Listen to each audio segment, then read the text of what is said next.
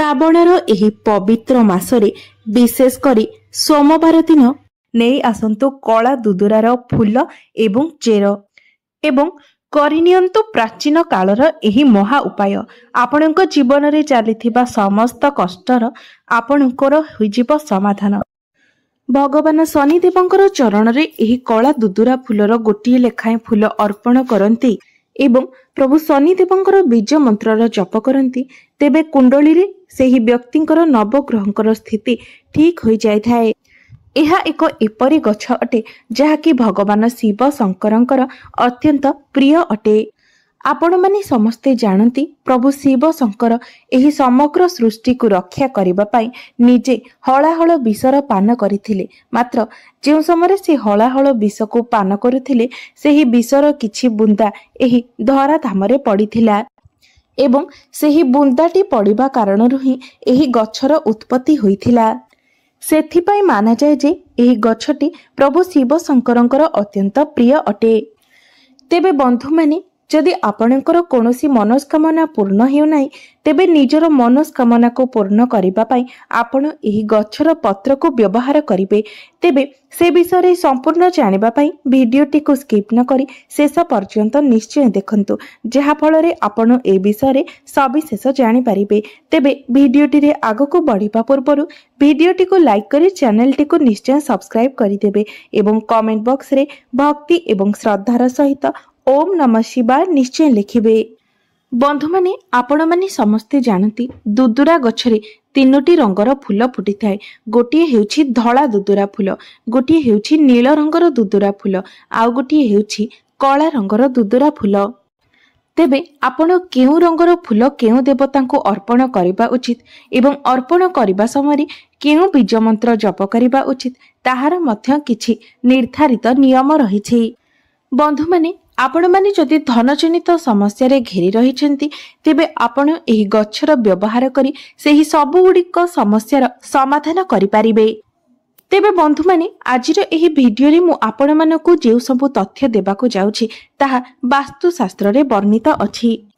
ଆପଣମାନେ ସମସ୍ତେ ଜାଣନ୍ତି, ଆମେମାନେ ଯେତେବେଳେ ଗୋଟିଏ ନୂଆ ଘର ତିଆରି କରିଥାଉ, ସେତେବେଳେ ଆମେ ସବୁବେଳେ ନିଅ ଉପରେ ଗୁରୁତ୍ୱ ଦେଇଥାଉ। ଆମେ ସବୁବେଳେ ନିଅକୁ ମଜବୁତ କରିବା ପାଇଁ ଚେଷ୍ଟା କରିଥାଉ, କାରଣ ଏହି ନିଅର ମୂଳଦୁଆ ଉପରେ ହିଁ ଆମର ସମ୍ପୂର୍ଣ୍ଣ ଘରଟିର ଅବସ୍ଥାନ ହୋଇଥାଏ।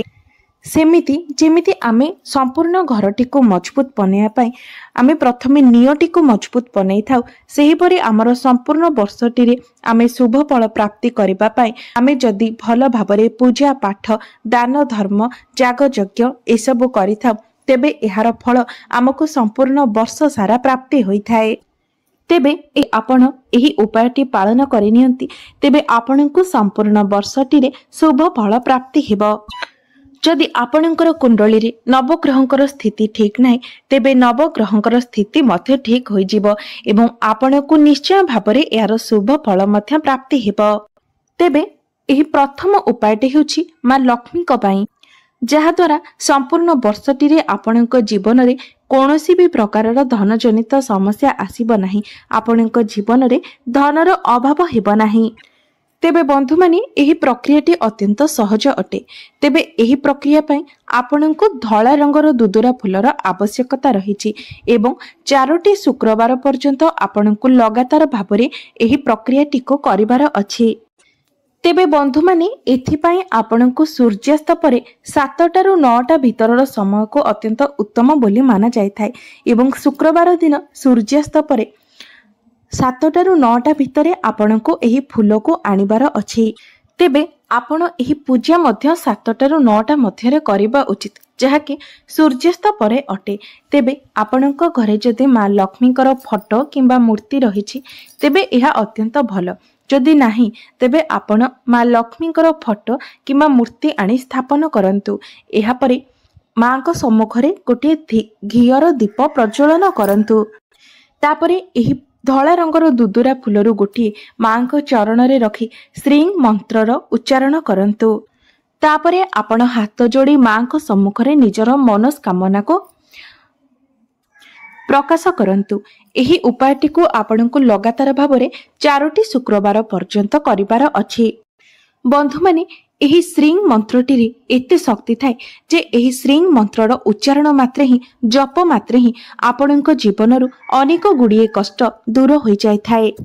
ତେବେ ବନ୍ଧୁମାନେ, ଆପଣ ମଧ୍ୟ ଯଦି ସବୁ ପ୍ରକାରର ଧନଜନିତ ସମସ୍ୟା ଠାରୁ ମୁକ୍ତି ପାଇବା ପାଇଁ ଚାହୁଁଥାନ୍ତି, ଆପଣ ଚାହୁଁଥାନ୍ତି ଯେ ଆପଣଙ୍କ ଜୀବନରେ ଚାଲିଥିବା ସମସ୍ତ ପ୍ରକାରର ଧନଜନିତ ସମସ୍ୟା ଗୁଡ଼ିକ ଦୂର ହୋଇଯାଉ, ତେବେ ଆପଣ ନିଷ୍ଠା, ଭକ୍ତି ଏବଂ ବିଶ୍ୱାସର ସହିତ 4ଟି ଶୁକ୍ରବାର ପର୍ଯ୍ୟନ୍ତ ଏହି ଉପାୟଟି ନିଶ୍ଚୟ ପାଳନ କରନ୍ତୁ।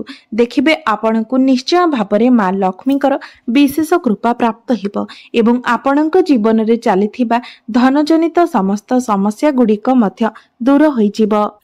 ଦ୍ୱିତୀୟ ଉପାୟଟି ହେଉଛି, ଯଦି ଆପଣ ଦୀର୍ଘ ଦିନ ଧରି କୌଣସି ରୋଗରେ ପୀଡ଼ିତ ଅଛନ୍ତି କିମ୍ବା ଆପଣଙ୍କ ଉପରେ କୌଣସି କଳା ଯାଦୁ ବିଦ୍ୟାର ପ୍ରୟୋଗ ରହିଛି, ତେବେ ଏସବୁ ସମସ୍ୟାର ସମାଧାନ ପାଇଁ ଏହି ଉପାୟଟି ଆପଣଙ୍କୁ ରାମବାଣ ପରି ଫଳ ପ୍ରଦାନ କରିବ।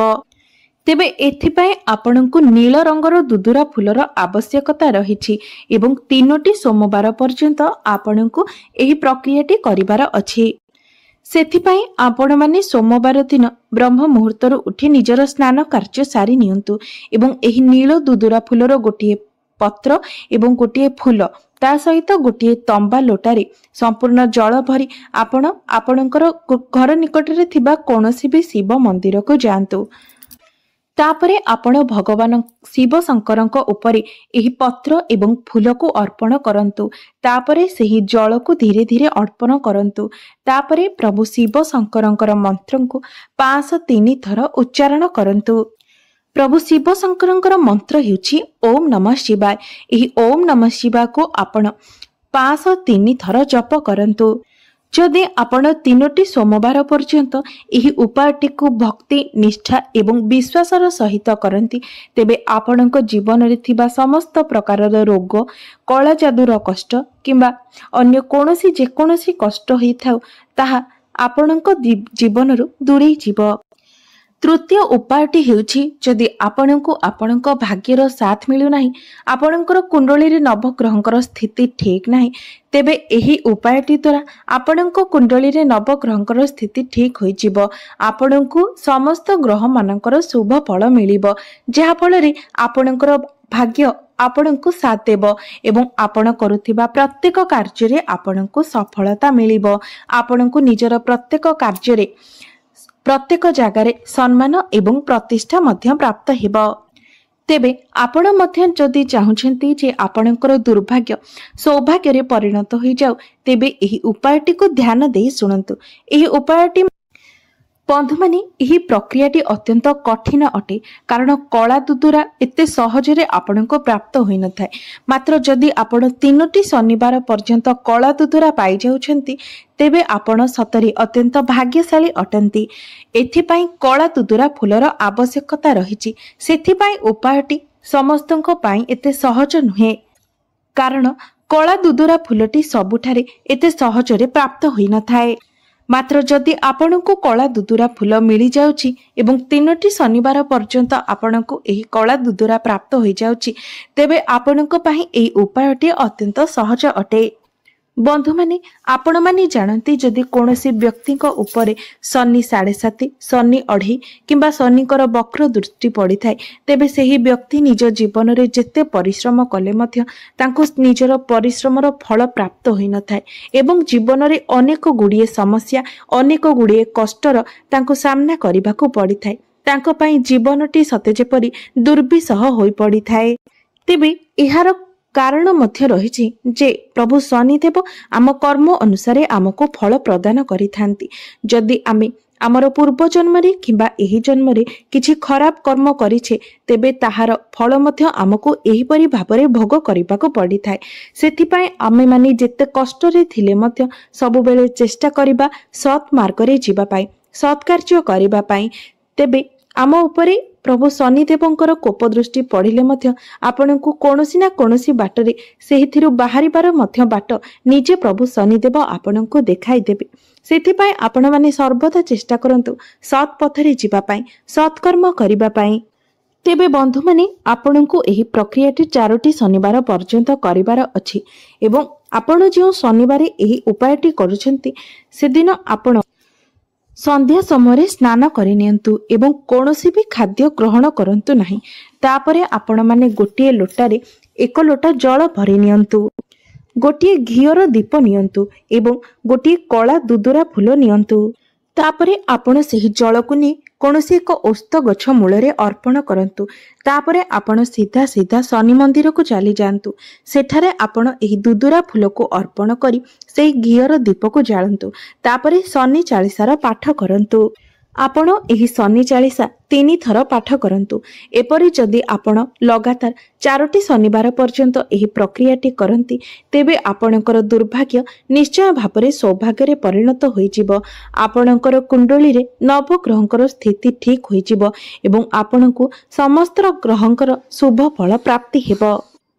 ତେବେ ବନ୍ଧୁମାନେ, ଆପଣଙ୍କୁ ଯଦି ମୋର ଏହି ଭିଡ଼ିଓଟି ଭଲ ଲାଗିଥାଏ, ତେବେ ଭିଡ଼ିଓଟିକୁ ଲାଇକ୍ କରି ଚ୍ୟାନେଲଟିକୁ ସବସ୍କ୍ରାଇବ୍ କରିଦେବେ ଏବଂ କମେଣ୍ଟ ବକ୍ସରେ ଭକ୍ତି ଏବଂ ଶ୍ରଦ୍ଧାର ସହିତ ଓମ୍ ନମଃ ଶିବାୟ, ହର ହର ମହାଦେବ ନିଶ୍ଚୟ ଲେଖିବେ।